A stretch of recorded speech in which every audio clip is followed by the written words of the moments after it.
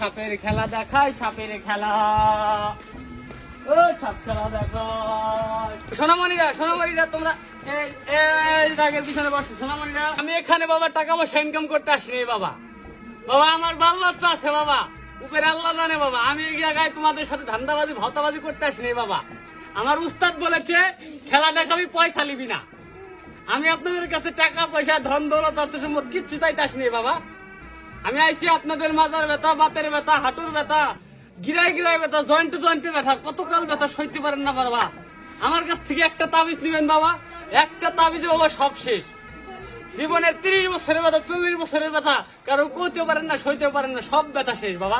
আমার কাছ থেকে একটা তাবিজ নিন। তোমরা সবাই একটু হাত মুষ্টি করো তো, হাত মুষ্টি করো, কেউ হাত ছাড়ো না, ঠিক আছে? এবার কিন্তু সাপ দেখাবো, হাত মুষ্টি করো।